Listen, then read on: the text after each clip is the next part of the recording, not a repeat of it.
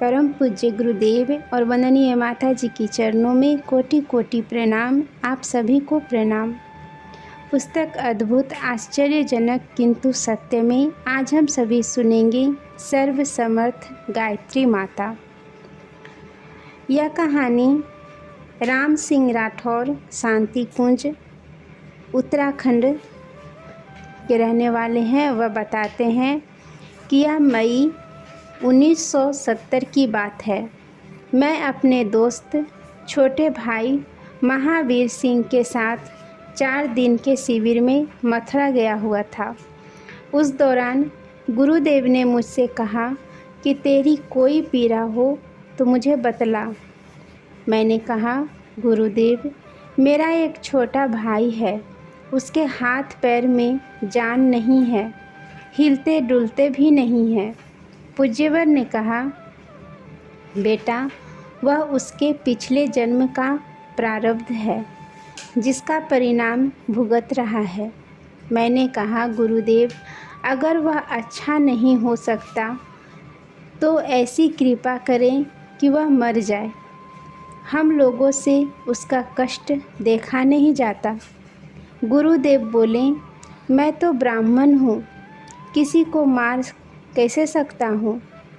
फिर कुछ सोचते हुए धीरे से बोले, जब मनुष्य किसी को जिंदा नहीं कर सकता तो मारने का अधिकार उसे कैसे मिल सकता है।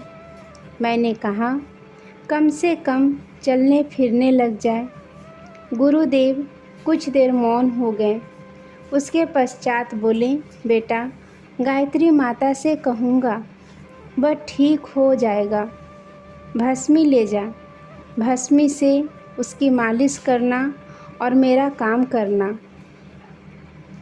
मैंने भस्मी ले जाकर अपनी माँ को दी और बताया कि गुरुदेव की कृपा से भैया ठीक हो जाएगा। इस बात पर ज़्यादा विश्वास किसी को नहीं हुआ। मेरे पिताजी को तो बिल्कुल विश्वास नहीं था। उन्होंने कहा, अगर यह लड़का ठीक हो जाएगा तो हम गुरु जी की शक्ति को मानेंगे। आसपास के लोगों में यह बात फैल गई थी। सभी लोग उसको देखने आते।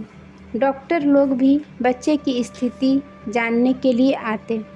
मेरी माँ ने भस्म को भाई के अविकसित हाथ पैर में रोजाना लगाना शुरू किया और महामृत्युंजय मंत्र का जप उसने नियमित शुरू किया। थोड़े ही दिनों में उसके मसल्स बनने लगे। इस तरह देखते देखते करीब 4 महीने बीत गए। लोगों की उत्सुकता बढ़ रही थी।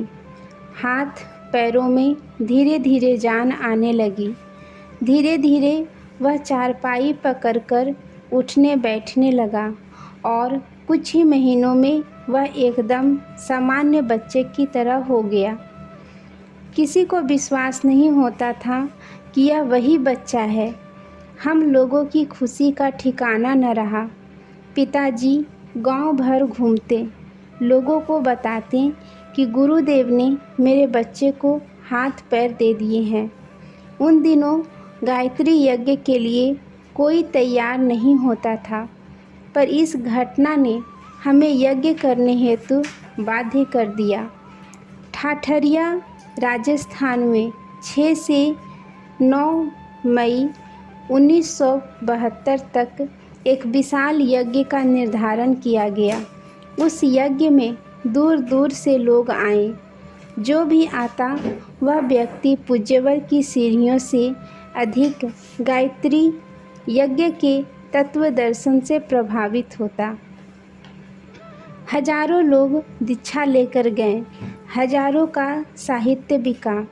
उस क्षेत्र में करीब 50 शाखाएं खुल गई। इस घटना के बाद मेरा पूरा परिवार गुरुदेव से गहराई से जुड़ गया। मैंने स्वैच्छिक सेवानिवृत्ति लेकर 22 अगस्त 1978 को अस्थायी रूप से सेवा दे दी। तब से उनके चरणों में रहकर उन्हीं का कार्य कर रहा हूँ। आज के लिए यहीं तक। आप सभी को धन्यवाद।